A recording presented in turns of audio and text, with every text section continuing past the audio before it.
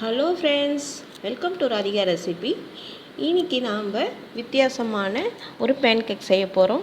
என்ன பசங்கள்லாம் வீட்டில் இருப்பாங்க இல்லைங்களா, அப்போ அவங்களுக்கு இந்த மாதிரி செஞ்சு கொடுத்தா பசங்க ரொம்ப விரும்பி சாப்பிடுவாங்க. வாங்க இன்றைக்கி ராகியில் பேன்கேக் எப்படி செய்கிறதுன்னு பார்க்கலாம்.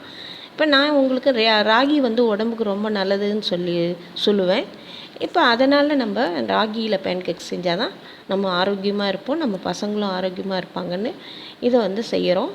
இப்போ பாருங்கள், 200 கிராம் ராகி மாவு எடுத்திருக்கேன், 100 கிராம் கோதுமை மாவு எடுத்திருக்கேன்.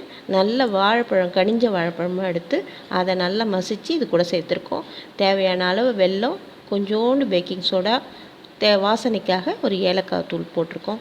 இதை எல்லாத்தையும் நல்லா மிக்ஸ் பண்ணிக்கோங்க.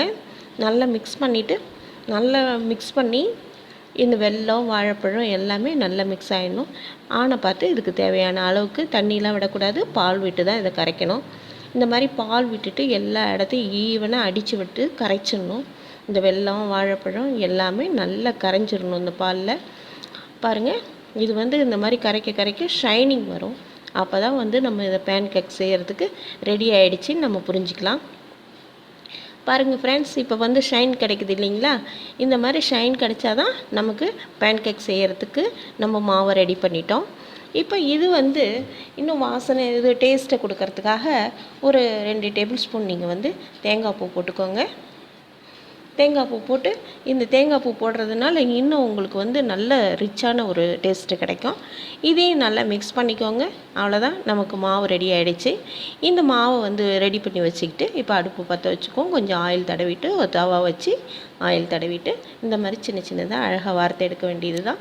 இதுக்கு நடுவில் நீங்கள் வாழைப்பழம் கூட கட் பண்ணி வச்சு இந்த பசங்களுக்கு, குட்டி பசங்களுக்கு சர்வ் பண்ணலாம். ரொம்ப இன்ட்ரெஸ்ட்டாக சாப்பிடுவாங்க. நீங்கள் செஞ்சு பாருங்களேன். ஒரு டைம் செஞ்சு பார்த்தீங்கன்னாவே நீங்கள் அடிக்கடி இந்த டிஷ்ஷை செஞ்சு பார்ப்பீங்க. ராகி மாவுங்கிறதுனால உடம்புக்கு ரொம்ப நல்லது. இதில் கால்சியம்லாம் நிறைய இருக்குது. அதனால் விரும்பி சாப்பிடுவாங்க உங்கள் வீட்டு குழந்தைங்க. நீங்கள் இதை எப்படி இருக்குன்னு செஞ்சு பார்த்துட்டு எனக்கு கமெண்ட் செக்ஷனில் கமெண்ட் பண்ணுங்கள். தொடர்ந்து எங்கள் சேனலை பாருங்கள். நன்றி.